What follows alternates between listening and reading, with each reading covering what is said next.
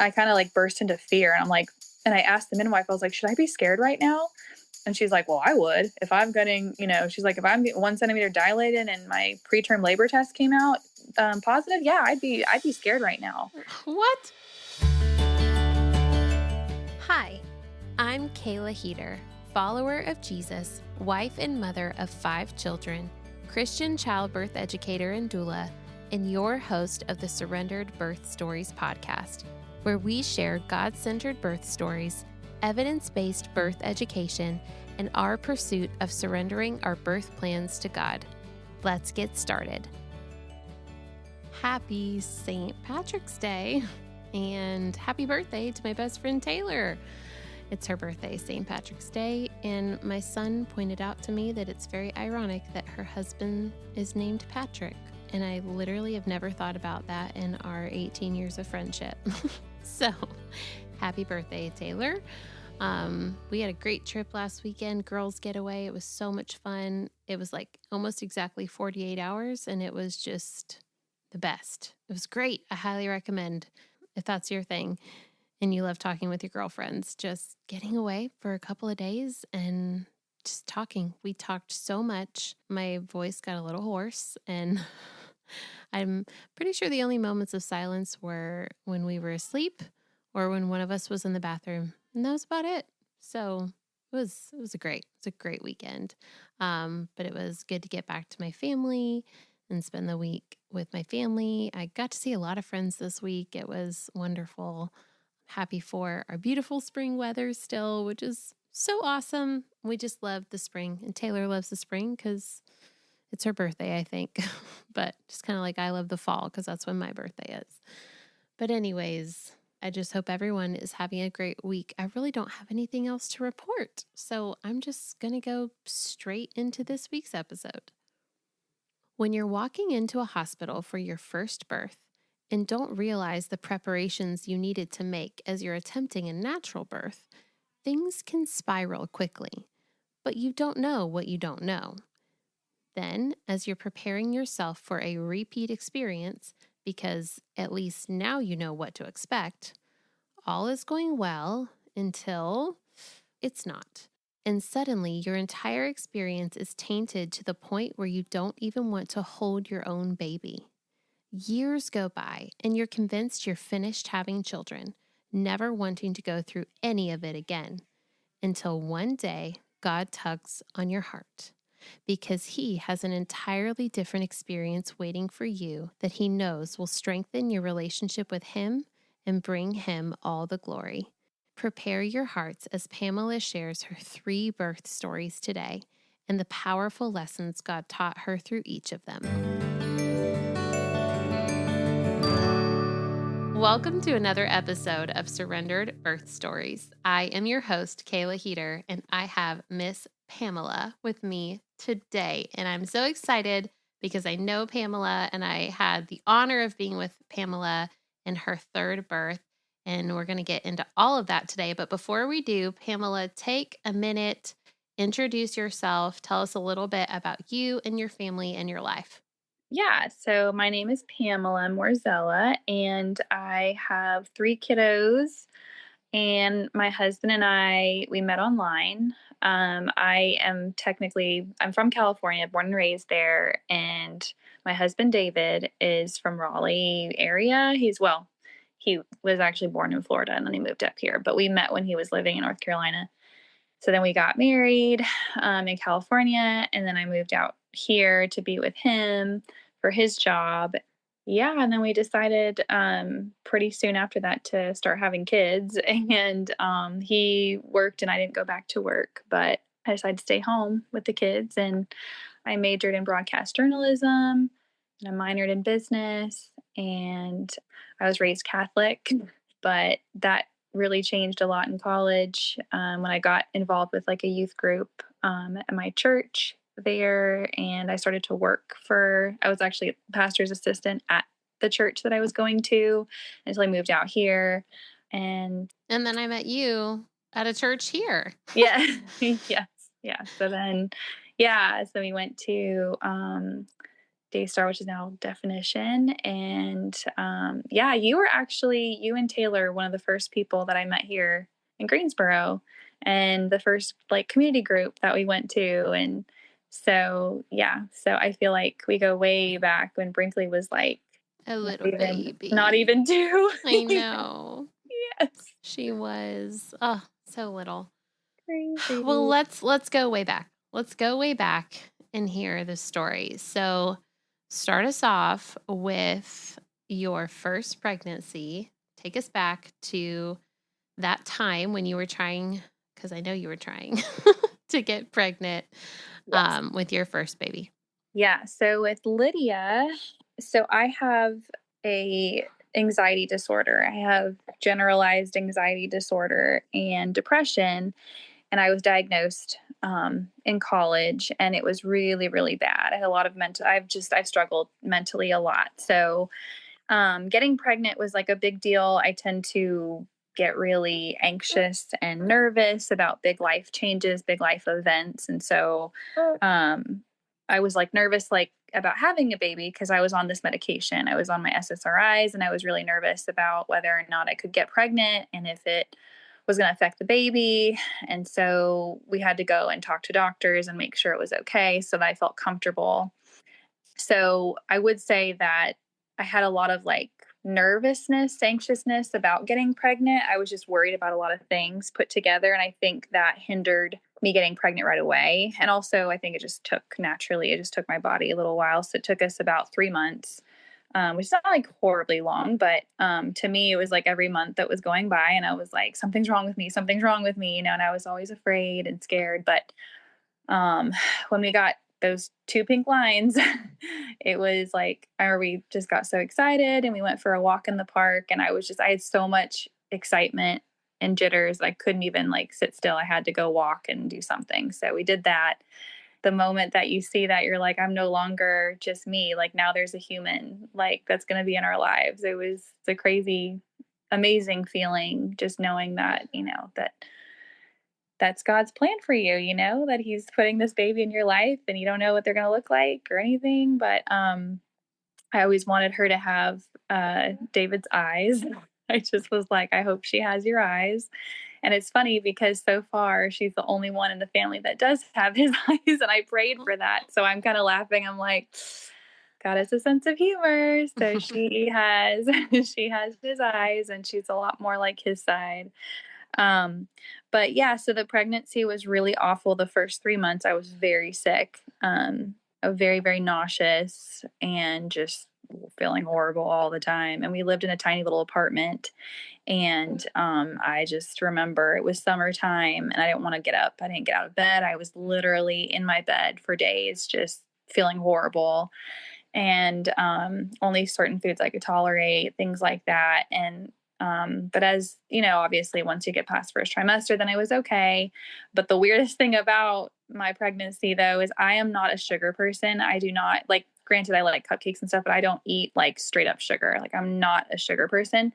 And when I was 17 weeks pregnant, I craved a bag of gummy worms. Like that's all that I wanted was gummy worms. And David was like, this is the strangest thing, but he literally got me. And I was afraid because normally when I eat straight up sugar, I get a terrible migraine.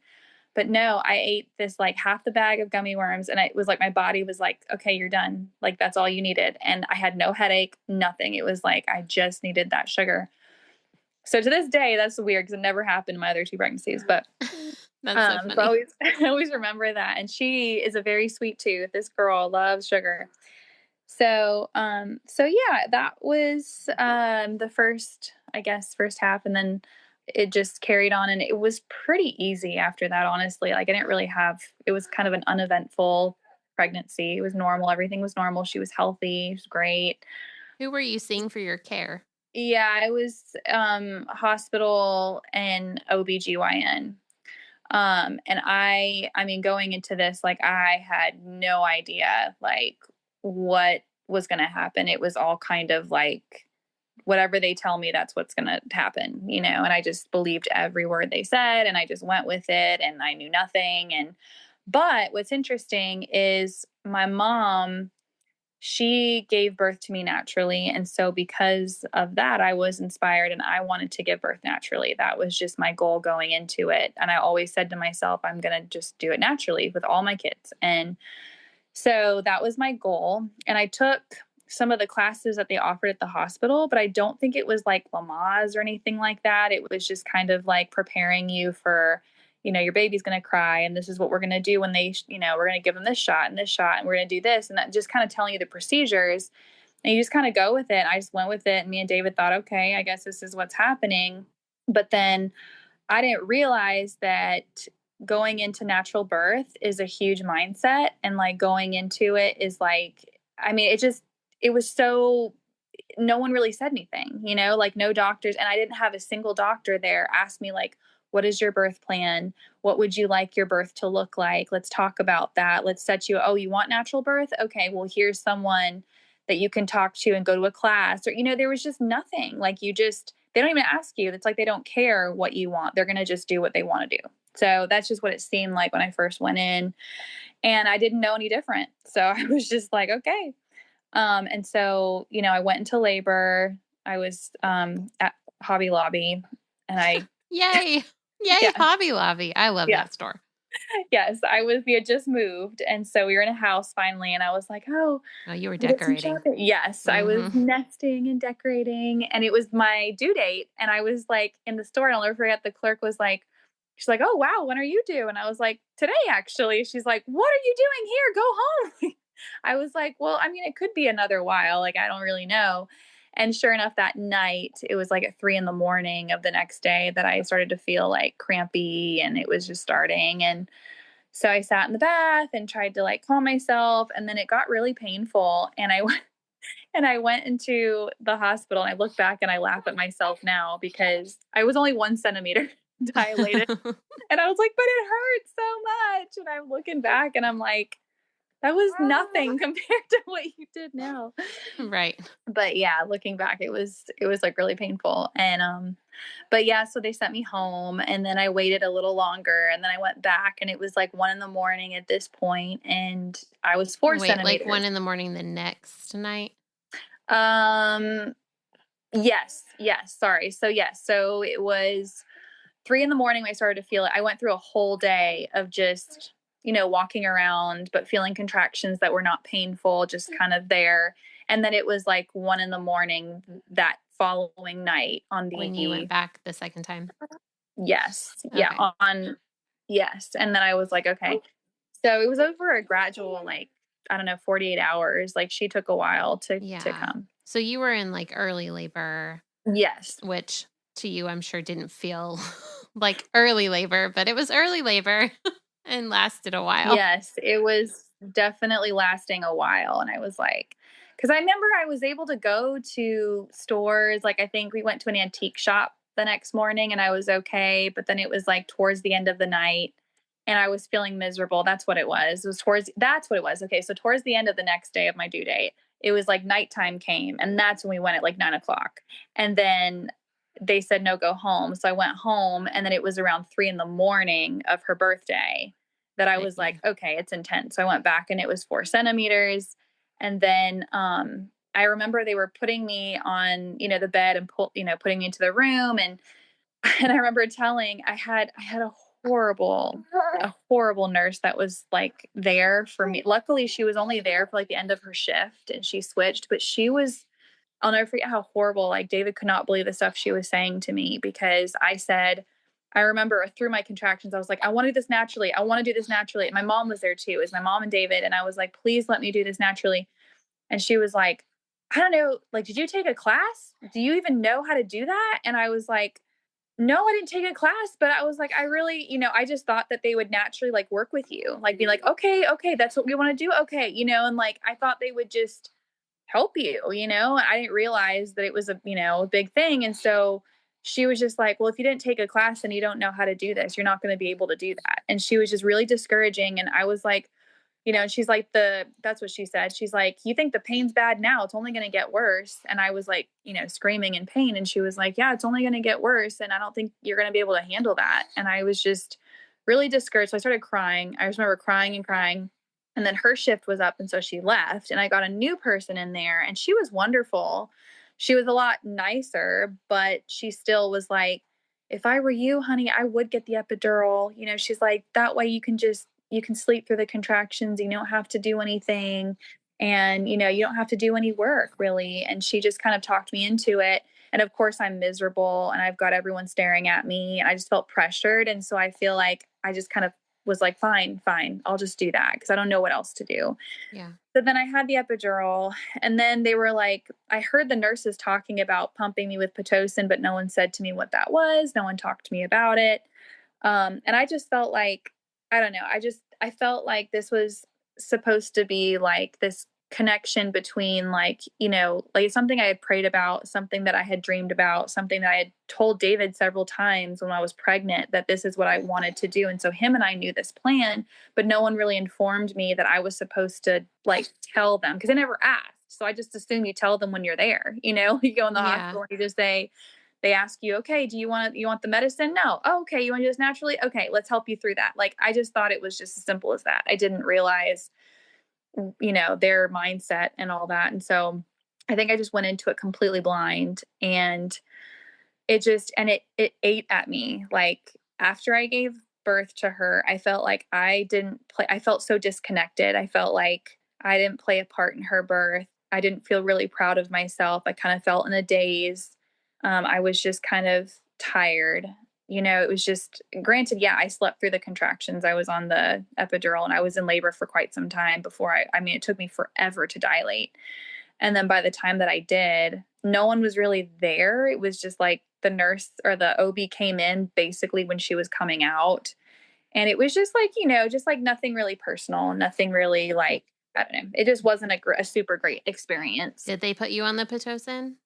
They did, yeah. So the nurses were talking about it, and then they put me on it, and they didn't say, They didn't ask you, do you want this? Or, hey, this is what we're doing and this is why you might need it and here are the risks and here are the benefits. None of that. yeah, like they didn't talk me through it. And so I just sort of felt like blindsided because I read about it later and I was like, well, gee, I didn't know that. And right when they took her out, I remember she came out and she wasn't really crying right away, but they, kind of kicked her foot or, did Flicked her flicked her foot foot. a little bit. Yeah. And then she started to cry. And she was my little 7-pounder, 7 pounds 5 ounces. She was little, and they started pricking her foot, and then put like the blood on, to get the testing, and then they were pricking her this way and putting stuff on her, and they took her from me and put her on the scale. It's just like it was just all like boom, boom, boom. And I just told David to like be with her the whole time because I'm out of it, and so he just kind of was there, but him and I just didn't know. We just didn't know. Like my whole family is nurses, and so I had my grandmother, my aunt, my great aunt, everyone in my family is nurses, and so they're all very pro vaccine, pro do everything the hospital says. It's very much like that. So just growing up in that, it was very much like, okay, do what they say. But it was like after I gave birth to her, I just had this feeling that something was wrong. Like I just didn't feel connected, like it wasn't what the Lord had planned for me and her birth. And I felt disappointed in myself because I couldn't do it naturally. Like I felt like I failed, like it was a big failure sort of feeling. And I was like ashamed of like how the whole thing went. And I couldn't figure out why, because I was like, like I tried, it just didn't work. But I guess I was so discouraged. Like there was no one encouraging me, there was no one sitting there saying, like, you can do this. Like, you are fine. Like, we will get you through this. Yeah, it would have been great if you took a class, but hey, we're going to help you through this. And I just wish that I had gotten more support the first time around. And, but I think that was probably the worst of her birth. I think Logan's was worse. But yeah. Oh, well, I mean, those are lies. Those are lies. Lies of the enemy telling you those things, the shame and the failure feeling and all of that. God can take any situation and use it, right? Use it for good and use it for betterment and strength and learn from and build upon. But the enemy can also do the opposite, take any situation and twist it around and make it, worse than it actually is, or just like simply not the truth. Absolutely. Yeah. So, how did all of that experience affect your postpartum? Oh, it played a part. Yeah. I had the worst postpartum with Lydia. And it was also February. It was like winter time, and Lydia was very colic. She screamed nonstop. If she was awake, she was screaming. It was awful. And she had that reflex, like everything. And then she had an ear infection at 2 months old. She was so young. She had all kinds of issues with her ears. She was born with hearing loss in her left ear. So in the hospital, they tested her, but everyone was getting a negative test in the left ear. So they had all the babies that were there that day get retested because they were giving false negatives. And so we took her in, and she just happened to be the baby that actually did have hearing loss in her left ear. So we just thought, what are the odds? But so that poor thing. And then she had a tongue tie. So she had to get her tongue clipped because she wasn't nursing very well. My milk supply was not coming. Well, it did. My body did produce milk really well. I just didn't know what I was doing. And she wasn't getting milk. She was losing weight by the day. And so it was just like, no, I didn't really have anybody to help me with the lactation stuff. And so I did hire somebody to help me because I was very determined. I was like, my birth didn't go the way I want. I'm definitely going to do something I have control over, which is nursing. And so I pumped myself with lactation bars, and I went from like literally I had barely an ounce, like, and she was 2 weeks old and I was barely getting an ounce out, and I was terrified, and we just had to supplement until finally, like, I was nursing around the clock, or not nursing, I was pumping around the clock, and I was up every hour at night. I mean, I remember being so tired that I was physically like nauseous and my head was pounding all the time because I wasn't sleeping, but I was so desperate to do it. So I just kept going to feed her. And I think a lot of that, so with like the lack of sleep, the the whole birth, I mean, it was just I was not prepared.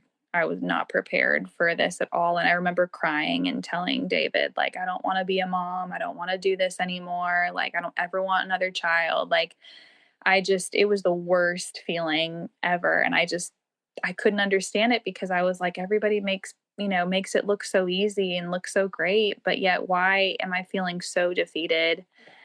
And so yeah, I was a lot of prayer. I went to go see the pastor, and I just had to like sort of figure out how to get my head straight because I was in a really dark place, and it was just really depressing. And I think by the time she turned 4 months old was the time that I took a breath of fresh air, and I got up and I was like, I think I can do this, because she was sleeping better, she was older, and we were starting to see smiles, and it just kind of gave us that hope. And so, yeah, my postpartum with her was really, really, really bad. Mm, I'm so sorry.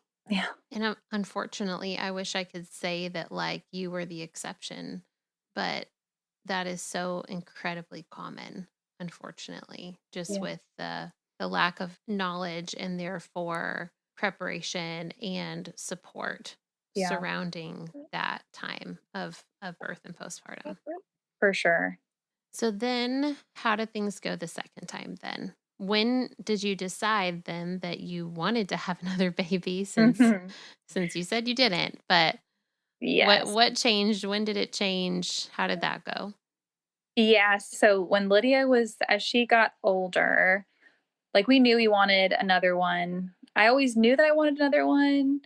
And I just knew that, like, when I was discouraged with Lydia, that was like just in that time frame, that phase of my life. But once we kind of got a hold on things and she was older, it was like after a year, I said to David, I said, when she decides to stop nursing is when we can talk about, because I didn't want to be nursing and pregnant at the same time if I was going to be as sick as I was. So Right.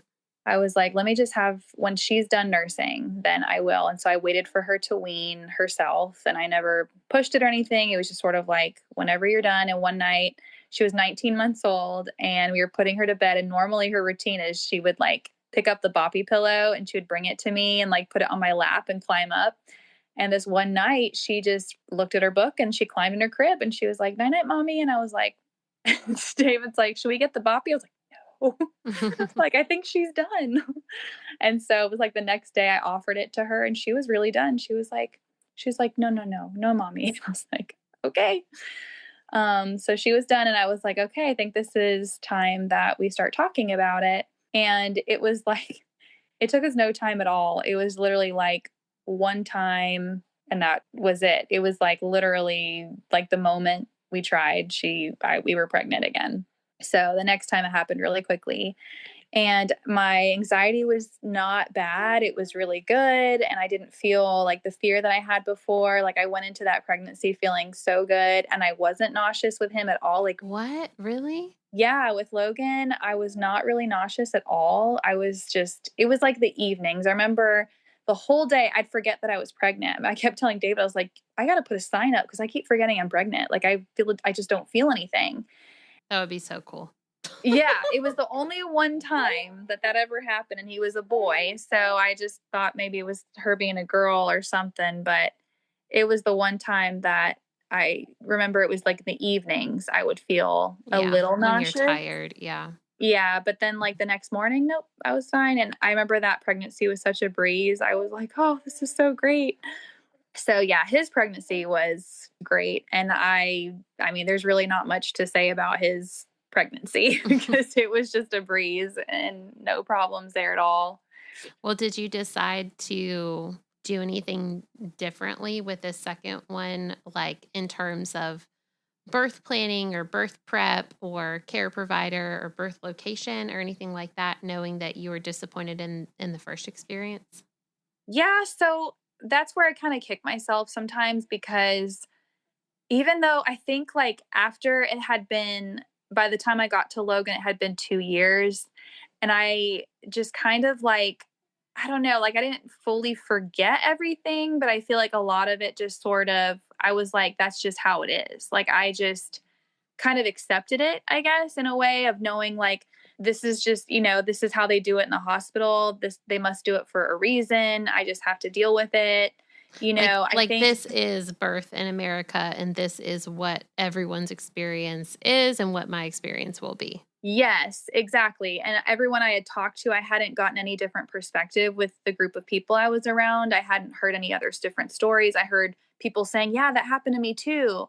And it was just, that's all that I would hear. And so I started to just be like, this is the way that it is. And you really can't speak up against anything. Like, you just have to go with it. And so this time like, I knew there were certain things I didn't really want to happen, but it was like, something just said, like, I just kind of felt going into this one is like, well, I know more of what I'm doing now. So I'm more confident going into this. Because you And know what to expect. because I know what to expect exactly. And so I'm like, if this does happen the same way with Lydia, I'm prepared for it now because I know. Yeah. And plus, like, the pregnancy was easier. I didn't have the depression like I did. Like, I was in a better place, headspace.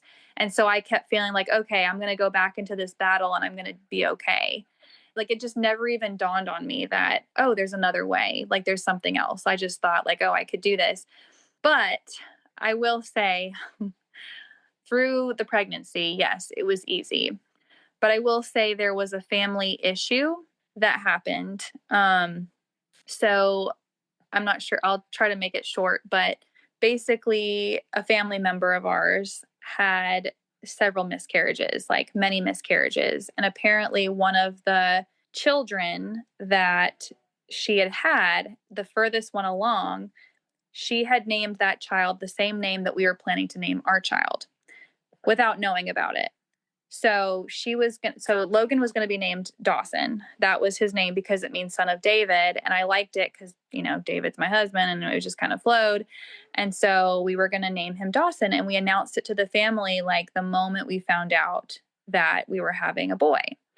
And I put it in the group text. I had mentioned it and we had gotten together for like, events and stuff like that. And I never heard from this person that it was like an issue, but it was literally like a month before I'm due.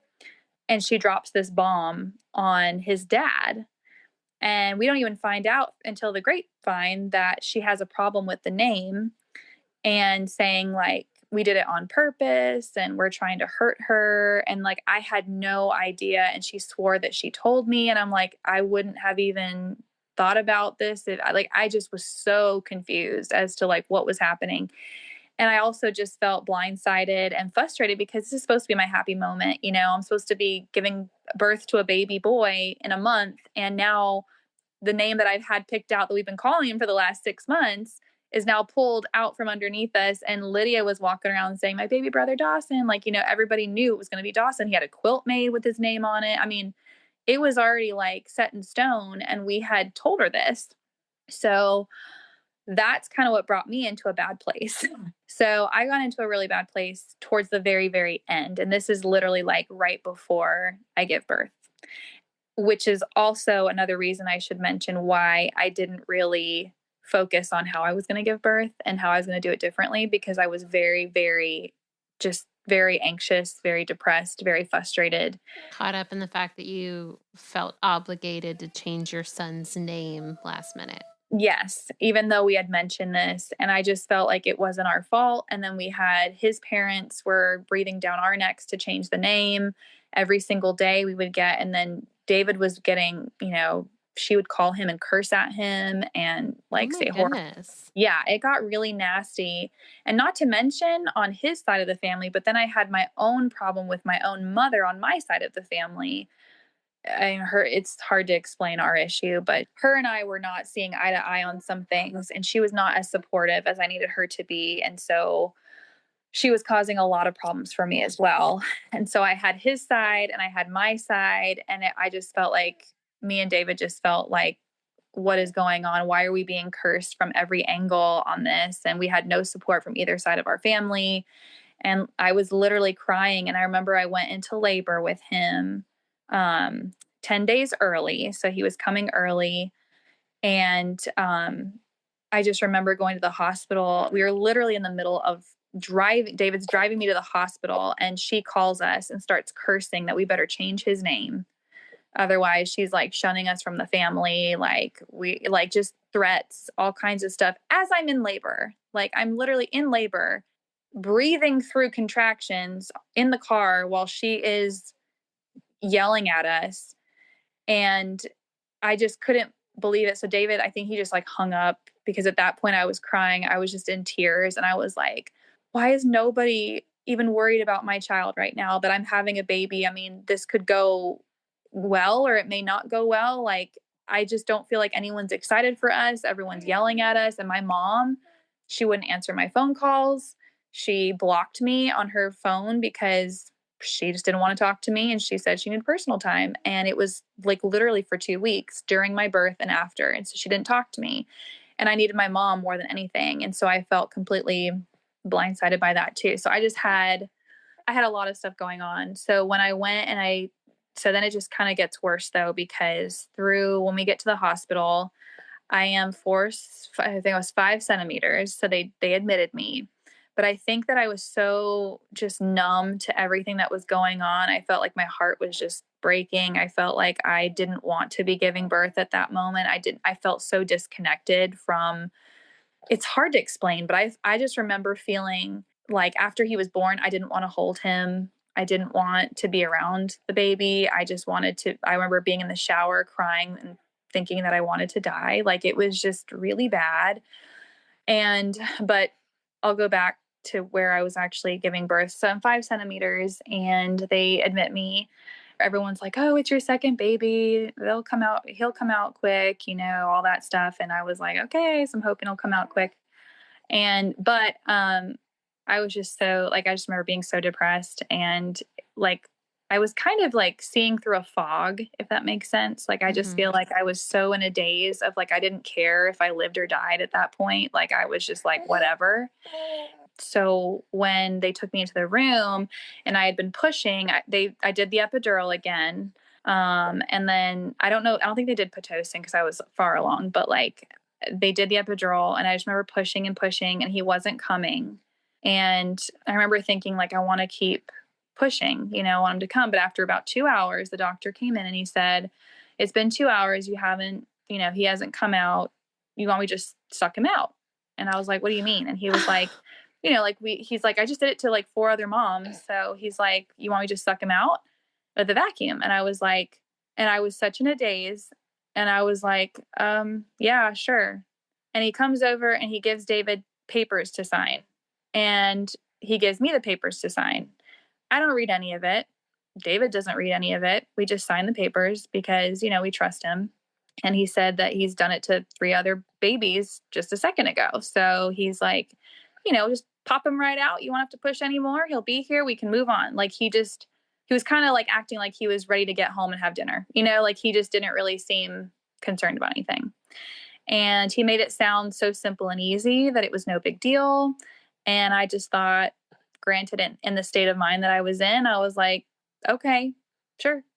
So I just had 2 little pushes and he took him out. And David said that he will never forget how horrifying it was to watch that.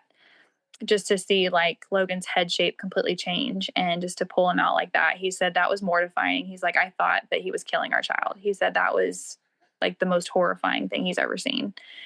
And when he said that to me, I was like, I can't believe. And so for people who don't know what you're talking about, let me just explain real quick. So, because I don't want someone to have this vision in their head that isn't accurate if they don't know what a vacuum is. So, sometimes there are things called assisted deliveries where it's like the baby is going to come out vaginally and the mom is still pushing the baby out vaginally, but there's some assistance from the OBGYN. Midwives can't do assisted deliveries. It has to be an OB.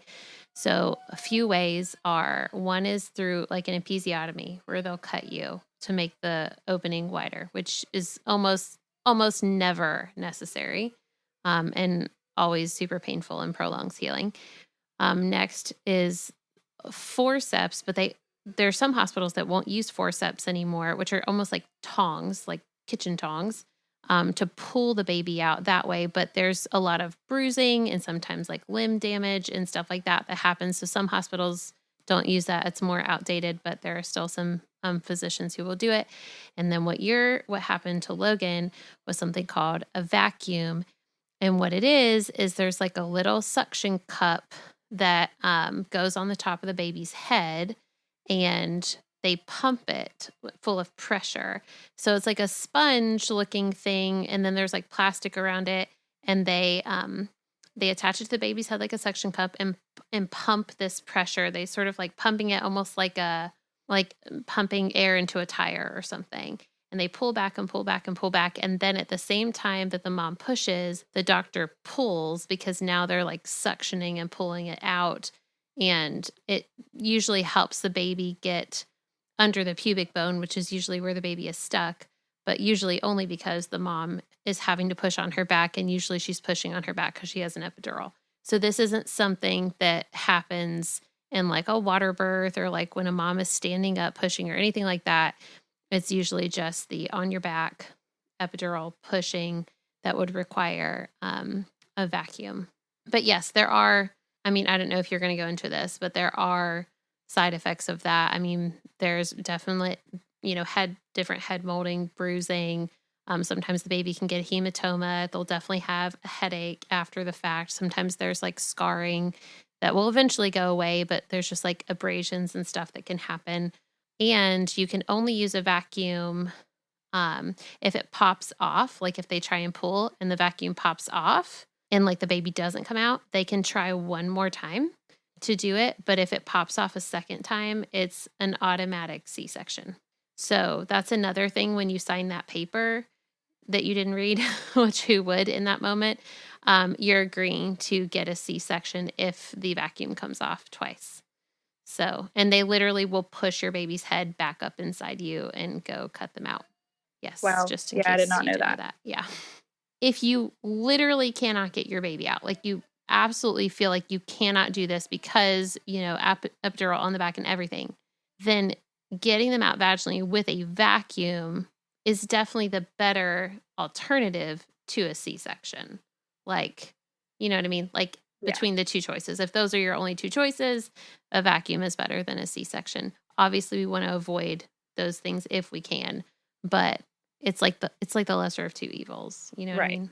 Right. But it does not take away from the fact that it is definitely traumatic for baby and parents.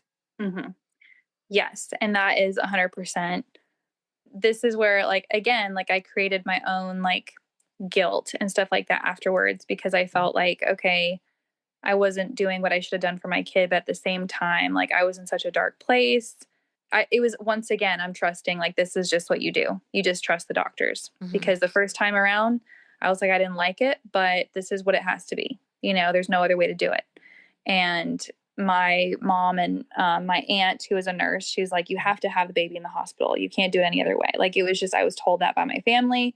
So I just trusted. And they always said, trust whatever they say, trust whatever they do. Because, like they always would say, like, oh, because my grandmother, she had a stillbirth. And so they scared me with that a lot. Like, if you don't listen to the doctors, then this could happen, or your baby could die, or like your baby would swallow the poop and not breathe, or whatever, or they're wrapped around the cord. Like, so if they're telling you to do something, you need to listen. And like, that's just how I was raised with all these nurses. And so my Very. brain literally did not know any other way. And so when they said like to vacuum out, I was like, okay, I got to listen to what you say. So after he came out and everything, luckily he was okay. And luckily we made it through. I tore pretty bad, as you can imagine, from him just coming out so quickly when he wasn't ready. And, oh, that was another thing I should say about Lydia's birth is they pulled my placenta out rather than me delivering it. That's what happened Oof. first. Yeah. I remember she pulled it out and I bled a lot. And then with Logan, I don't remember exactly what happened, but I remember he came out and I was terrified because right after he suctioned him out, the doctor was like trying to, flick his heel and try to get him to like breathe, and he was purple and his mouth was just closed shut and his eyes were closed shut. And I remember that he clicked that button to call like the NICU. Like all these nurses came rushing in. They had like a siren noise going, and I thought he died or something. Like I had no idea. And I'm laying there and I'm screaming at the nurse, and I'm like, "What's happening?" Because they just take him and they bring him to the table over there and start putting Like an they oxygen. cut the cord and took him away. Yeah, yeah. They cut the cord and just took him and brought him over to the little like table, and Mm-hmm. then they put him on an oxygen mask and everything. I mean, they were like acting like they were trying to get him back to life or something. And so I was like, we had like to this day I have no idea like what the heck happened. And I asked the nurse like what's going on, and she's like, don't worry, he's breathing, they're just trying to give him oxygen. And I'm like, well, if he's breathing, why are they giving him oxygen? And I just was terrified. It was like a whole 2 minutes, and it scared me half to death because I thought that something was seriously wrong. And the doctor, he took off his hat. You know how like when they do that, it's not, I mean, he had a look of horror on his face, and he took his hat off. And I remember him standing there. He looked so nervous. He wouldn't even stitch me up or deal with me. He was just staring over at the people that were dealing with Logan. And in that same moment, I guess after they finally figured things out, it was after a good little while, it seemed. Then they finally gave him to me and said he was okay and he's breathing just fine. And so I just took a deep breath and I was like, praise God, he's okay. And I was just terrified and I didn't know what was going on. But then, yeah, they sewed me up, told me I tore stage 3. And then they asked me what his name was. And I remember I just burst into tears and I said, I don't even know. And like, it was just like, I was like, I don't even know. And even though when I looked at him, all I could see was the name we had picked, like that's all I Yeah. wanted to call him, but I felt like I wasn't allowed to. And so I just remember crying and I couldn't look at him. And just thinking about it like breaks my heart because I remember that. So they wrapped him in a swaddle and like he didn't really stay on me for very long. I don't really remember. I know I nursed him in the hospital, but I just remember after I would nurse him, I would say, David, can you take him? Like I just didn't want to hold him. I didn't want. And I don't know, it was just like it was too painful to see him. Like it was this feeling of just like I can't, I'm just so depressed and I'm so upset and I feel so miserable that I don't even know what to do. Like I don't know how to be a mom to you. Like it was just this odd feeling. But then what's really cool about his story though, I will say, is that after this, like my brain was just like, so depressed and I was so miserable. I will say that when we were leaving, we put him in the car seat. They were the hospital was demanding that we had a name for him. Like they were just demanding and demanding. And I was just like, I just told them like, I don't know. I don't know. And David's like, well, I'm just going to put the name that we had picked on here.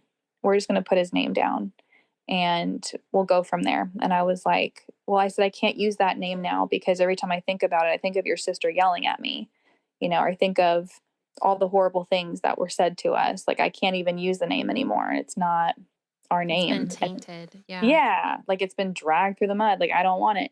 So then but I was like, we don't have a backup. We never had a backup. So then it was really, really cool because I will say that when we were walking out, I was thinking of a name. David and I were both thinking of a name, and hypothetically, and we had mentioned Logan before. Like, it had come up when we were deciding names, but we just decided we liked Dawson better at the time or whatever. I think for whatever reason we liked that one. But we did talk about Logan, but it wasn't like, it was so random. I don't remember when it was. Oh, I think it was his friend, David's high school friend. He's still friends with him. He had mentioned, what about the name Logan? He was just kind of joking around, like, oh, you should do Logan. And David's like, oh, we already picked a name.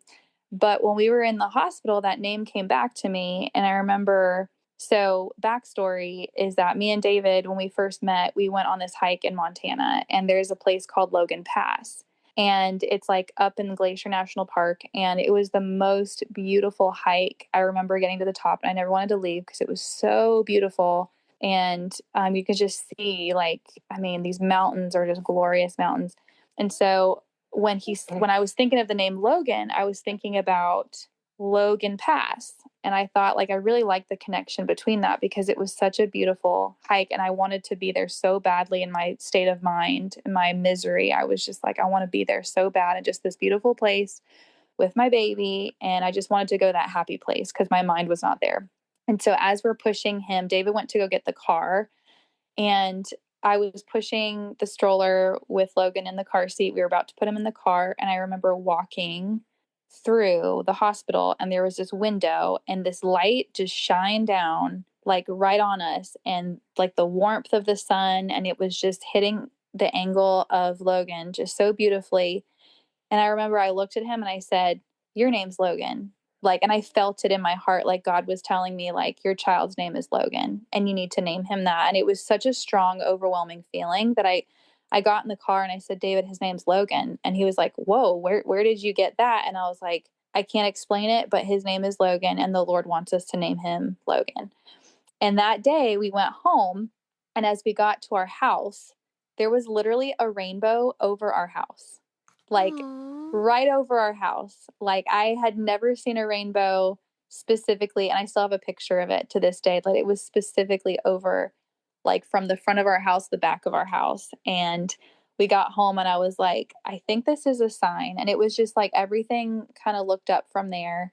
And eventually we kind of made it, like, it took several months to make amends with family members. But Yeah, I bet. yeah. I was going to ask, like, are we still speaking to any of these family members today? Yeah. So and this is where God tested me on forgiveness, because my whole life, I have never been one to, like, forgive. My mom was not very good at forgiving. She was very good at, you wronged me once, you're out of my life. Like, it was very much like that growing up.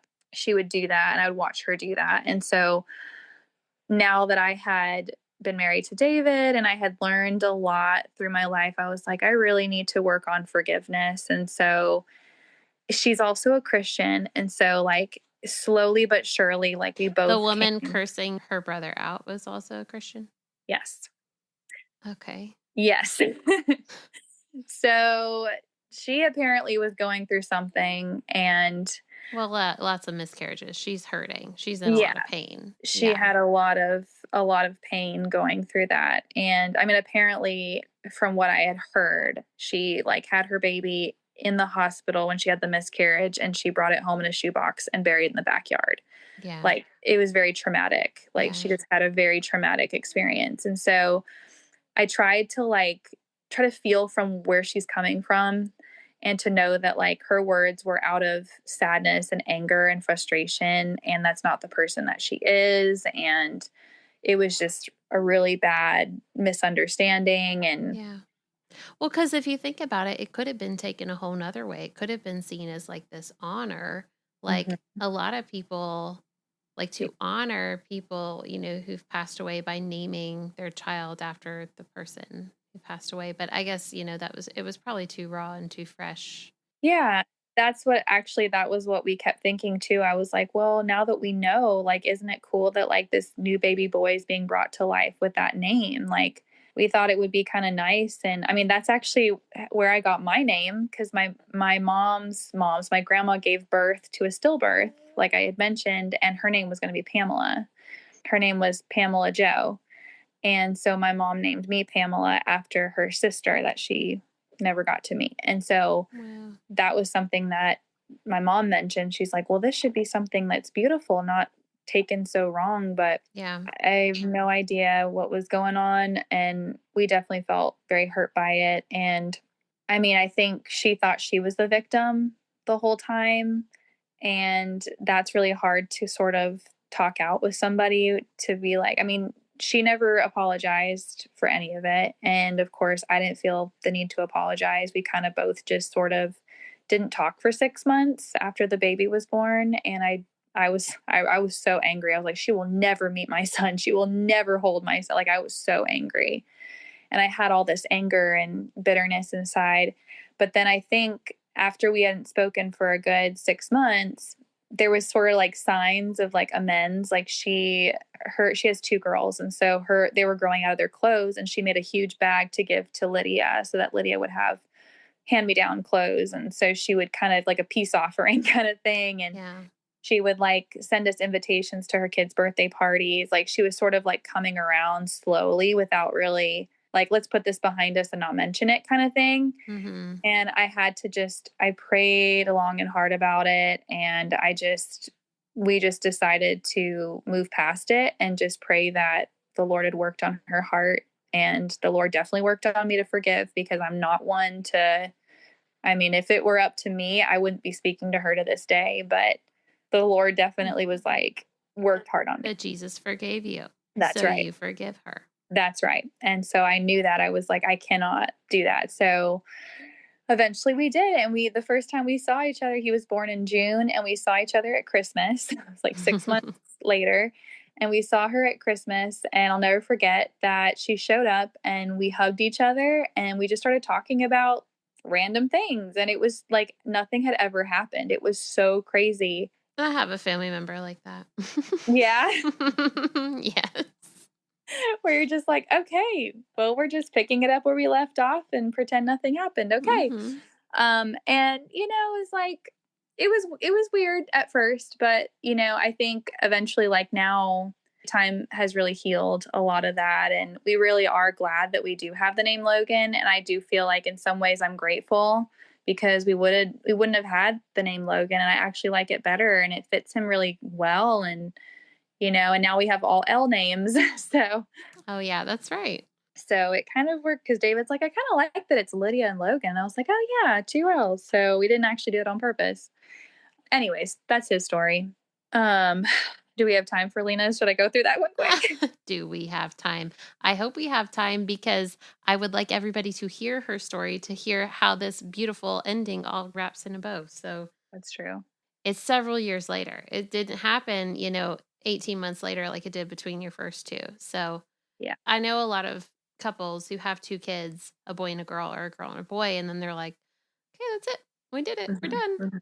Yeah. But here you are, several years later, having another Yes. baby. So what happened? Yes. Yeah.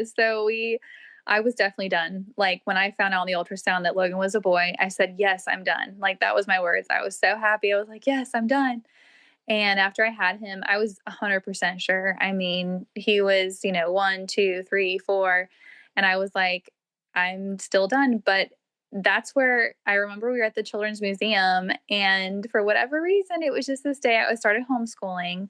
I was homeschooling my oldest, and Logan was in preschool for a few days a week just so I could work with her. And we were at the Children's Museum, and I remember looking and watching them play together. And I was just like, I had this overwhelming feeling, like this huge feeling, like our family was not finished. And I was like pushing back hardcore. I was like, no, Lord, no, no, no, no, no, no, please, please, please don't put this on my heart. Like I was like begging him to take it back because I was like, I cannot do this. I don't want to do this. after going through what I had gone through and so much of my anxiety, my meds, my family. It was too much. I was like, I'm not doing this again.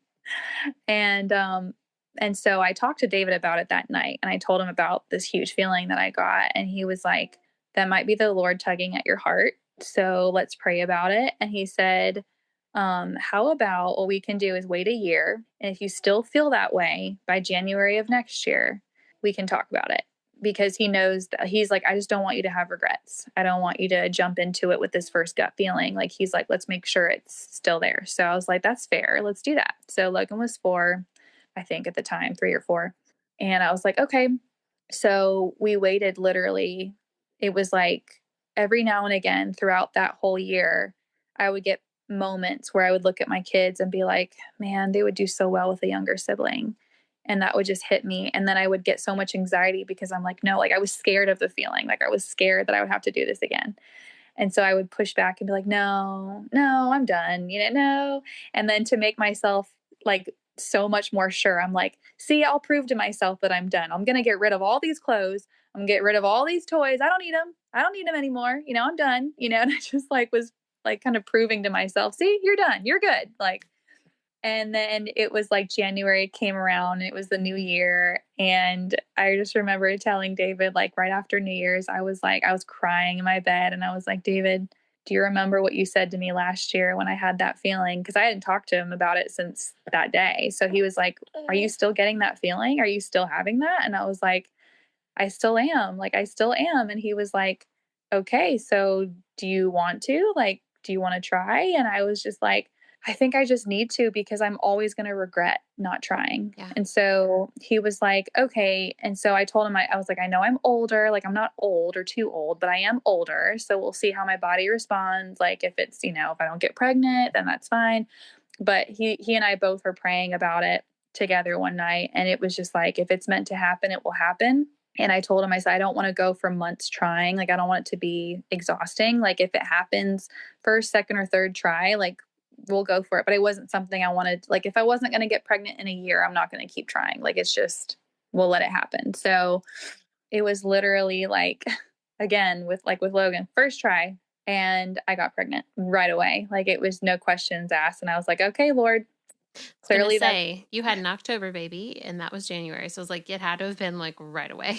it was very much right away. Yeah. So, yep, it was just instant. And I was like, wow, okay, Lord. It was almost like he was waiting for that moment, be like, here's my window.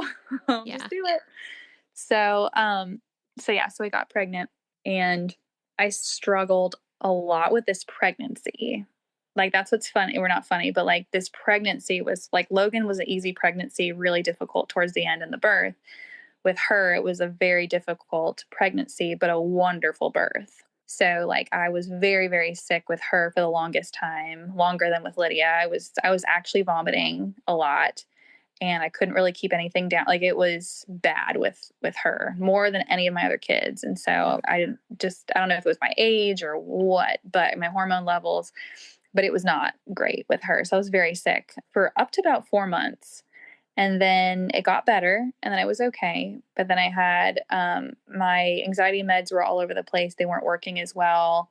So I was getting really anxious all the time. I had like OCD thoughts. Like I was having to do therapy. I had to do constant therapy. And I was in and out of the hospital with just a lot of panic attacks. Like, it was just not easy. And then towards the end, it was like physically, it was hard. I had really swollen feet, really swollen calves. I was just so big. Well, and you went into preterm labor.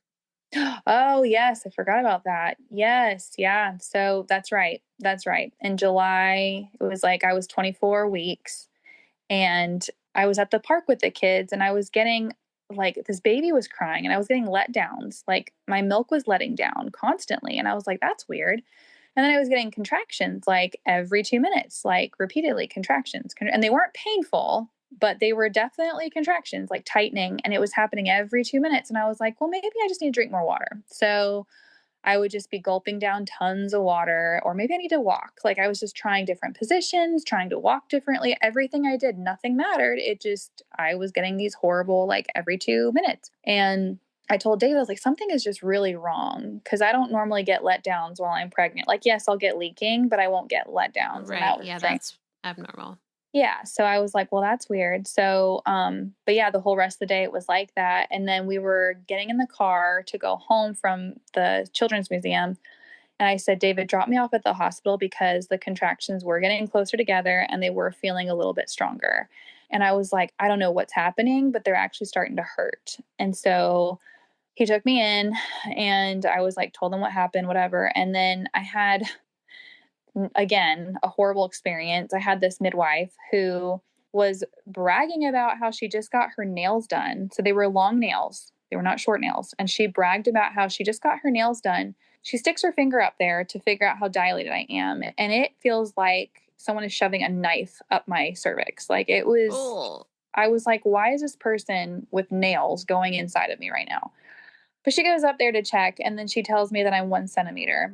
And I'm like thinking, well, it doesn't really matter because I could have been 1 centimeter for like 2 months. Like it doesn't yeah. make a difference. Because And I've you're already had, not a first time up. Yeah. yeah. So I was like, I could have been 1 centimeter my whole life. I don't know. But she was like, yeah, she's like, you're 1 centimeter dilated. And I'm like, okay. And then she's like, well, let's take the test to see if, I forget what that test is called, but they test to see if you're in preterm labor. It's like a preterm, they look for like some sort of a mucus or cervical something to find out if you're going into labor.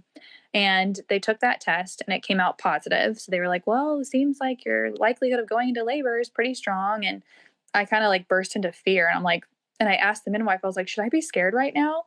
And she's like, well, I would if I'm getting, she's like, if I'm getting 1 centimeter dilated and my preterm labor test came out positive, yeah, I'd be scared right now. What? Yes. And this is without even seeing a doctor yet or anything. And so I'm literally in panic mode. And that's when I called you. And Yeah. I was like crying and I was like freaking out because I didn't know what was happening. And it was like all these things like my maternity photos and all it's all flashing before me and I'm not able to do it. But then they send me in and it just, again, it was so, I feel like a lot of it was unnecessary. Like they did put me on, they gave me 2 steroid shots in the butt and that really hurt. And that was to stop the contractions. Or no, sorry. The steroid shot was for the baby. That's Yeah. right. It For was the so that, lung development. Yeah. yes, with the lung development. And then they gave me They probably gave you medication to stop your the contractions. contractions. Yeah. So Mm-hmm. they did both of those things. And then once I had that done, then they put me into a different room. And then when I was there, I had like an actual doctor come to me and they were like, oh, it's not really abnormal that you have a positive preterm labor test. That's pretty like, it doesn't really tell us much.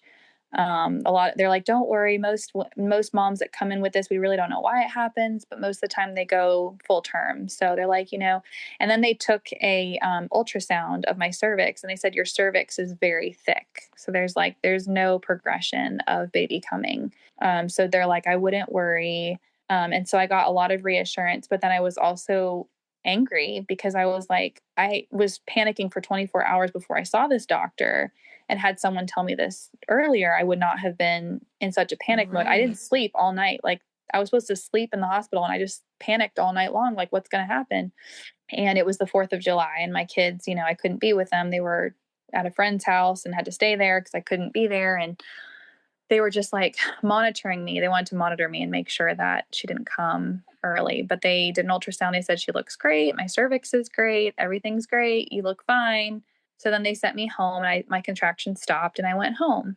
And to this day, I look back and I'm like, was that necessary? I mean, I feel like I know they were doing their precautions to make sure she wasn't coming. But if they had checked my cervix earlier, like if that was the first thing they did, I wouldn't have needed all the other stuff, Like I don't Mm-hmm. feel like I would have needed that because they were telling me, oh, there's no way she could have come because your cervix is so thick. Well, then why were you making a big deal out of these shots and all this other?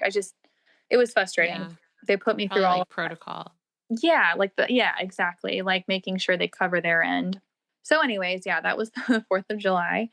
And then, but yeah, then everything was fine after that. I mean, she stayed in, she got really big, she got too big. No, and she didn't. She was perfect. They got really big. But yeah, I kept going so this time around, I should say I was doing the OB thing, but I knew I didn't want the same outcome. This time for sure, I was like, when David and I talked about getting pregnant again, I told him, I said, because now after these 5 years I've gone by with my kids, I had gotten to new circles of friends and new different people at the church. I had gotten involved with a lot of different things. I talked to a lot of different moms, and I just got a lot of different perspectives on things I didn't know before. And one of my close friends, who was actually a neighbor, we hung out all the time, and she started to get very like holistic minded. And so she had her twins and she refused to do anything. And she explained to me why. And that's kind of what got me into all this, like, oh my gosh, there is another way. Like, this is amazing. And of course, I always knew that you were a doula, but it was just like, I didn't really understand what that all meant and what that kind of stuff, what you could do with that. And I also wasn't aware of what insurance would cover. And so a lot of it was like, can I afford that? Is that something, that's safe or whatever? And in my family, it's like a big fat no to have home births. And so this time around, I told David, I said, I don't really care if I want it to be at home, but I was like, if it's in the hospital or at home, I want this to be a full on natural birth. I was like, I want what I've wanted since the beginning, and I'm going to make sure that happens. And if like no one else would do, I was like, I'm okay with just giving birth in my bathroom over the toilet. Like, if that's what I have to do to get what I want, that's what I'm doing. Yeah. Because it was so certain to me that that's what I want. And also, I hated the fact that I could never feel when I'm supposed to push. Like, I never knew. Yeah. Like, they would just say, okay, here comes a contraction, now push. And I'm like, oh, okay. And then I don't know, like, my body should be doing, I feel like God designed my body to do these things. And if I can't feel what the Lord had given my body to do, how am I supposed to do what it's supposed to do? Like, I just can't do it. Yeah. So it was me wanting just this whole new experience. I wanted my redemption birth. And so that's when I switched to Wendover, because I knew a lot of people there from my group too. And also with your recommendation, I was like, yes, I'm doing this. I'm going to do that. And so we had the So you midwife. switched from an OB to a midwife. Yes. So I switched to the midwife, and that was just so much better. The first thing that she asked me when I walked in is, what do you picture your birth? And I was like, you are the first person to ever ask me that, like, in an office. Like, no one has ever asked me that. So I was already really excited because she was already on board with whatever. And I came in with my birth plan, and she was like, absolutely, we can do all this. Like, this is totally fine. She wasn't sure if my kids would be able to be in the room because I really wanted them to be a part of it. I feel like I just, in my mind too, like, I figured they would have less resentment towards their younger sibling if they got to be a part of the process and be alongside, like they weren't being left out. And my kids both were like, they were like, yes, like, we definitely want to be there. Um, so this time around, I will say I got everything, not everything. I wanted to do it in the water, but it was not like, it was necessary that it wasn't. But yeah, so with her, it was a very quick labor. And I would say, like, it was 5:30 in the morning when I started getting contractions, all the way until 5:30 at night when she was born at 5:30. So it was literally 12 hours, the span of 12 hours on her due date, nonetheless, which Yeah, is it was her due crazy. date. I was like, okay, on her due date. And it was the most beautiful day. Yes, it was beautiful. And we took a walk, and it was so much fun. And You texted me at like 8:30 or 9 or something and called me, and I was at the farm. I remember I was at the farmer's market because that's what we do on Saturday mornings. mhm. And you were like, "Yep, contractions are here." I think you had had some bloody show, and you were saying, they're, I think by that point they were like almost 5 minutes apart, not quite, Mhm. and ready for me to head over. And I was like, "Yay, this is it. We're gonna do this." Yes, yes, it was exciting. I was, like, finally ready. I think after having my second one be 10 days early, I was, like, so prepared to, like, this one might be just as early, or, you just never know at that point when you see that that's happened before. So I was like, she's either gonna be early or whatever. You never know. Third one's always a wild card, I hear. So, They um, sure are. but to be on her due date, I was like, I did not expect that. That was funny. So yeah, the morning of her due date, I had I will say I had a lot of false alarms. Like, I kept getting, like, one night I had, it was like a week prior, and I had, like, consistent contractions, but they weren't getting any more painful or going anywhere. And then they stopped. So I was like, okay. Mm-hmm. But yeah, so on Saturday it was from 5:30 and I woke up in the morning and I felt a little bit of contractions and I was like, oh, it's not a big deal. But I realized I couldn't sleep through them. So once I realized I couldn't sleep through them, I knew that they were a little bit stronger. So yeah, so then I called you around 9 something because they were getting stronger. And then so then after you came, I just remember I ate a giant quiche. Oh, well, not yet. First, I could tell we were still like in kind of early labor. We hadn't really we were transitioning to active labor, and so we decided to go on that walk first with That's right. David and the kids. And but it was like a hike. You had the greenway in your backyard, and we went on a beautiful October, perfect temperature, perfect sunny sky, blue sky. I just remember like we took pictures. I was like, this is like the best thing to do when you're in labor is to like go on a hike in this beautiful outdoor weather. I just remember being Yeah. like, if I was in labor, this is what I would want to do. This is Yes. so cool. Yes, it was amazing. That was a brilliant idea. It really did also get me out of my head too and like out of like the pain. It was like, "Oh, look at the day." And I was like walking by my neighbor and she's like, "Hey, how are you doing?" I was like, "Well, I think I might be in labor." So we're going on a walk. And she's like, "Oh, yay." But yeah, so yeah, we walked on the hike and just kind of stopping every now and again. I would feel it and it would be pretty intense. And just the fact that I mean, normally, like I had mentioned to you, like if I had felt those kind of contractions in the past, I'd be like, okay, it's time to go to the hospital. Like I would have instantly gone if I felt any remote amount of pain. I just didn't want to, it was just too much. But because I was so determined and I did have that mindset, and just a shout out to Kayla's class, the 6 week class was amazing. And I feel like it mentally prepared me so much for like what to expect and like what to do. It just literally like mapped out everything. And I felt like I was so ready that it was just, there was no other way. Like I saw it and I said to myself, like, there's no, like pretending that there's no other way to do this. This is the only way to do this. And so once I set that in my mind, it was like, I'm doing it. And yeah, it's going to hurt, but I don't have another option. So get through it and toughen up, get your lady pants on and. So we were walking a lot. And then I just remember, yeah, we went over the bridge. And then my David was having some event at his work that day. And so he said, I told him, I said, can you please take the kids and just go there? It was like for Halloween, some kind of thing they were doing at his work. I said, just take the kids. And he was like, okay, you think that's okay? Because they were worried, obviously. And Lydia started crying because she didn't want to miss. She was like crying and she's like, no, I don't want to go because the baby's going to be here and I won't get to see it. I won't get to see you have the baby.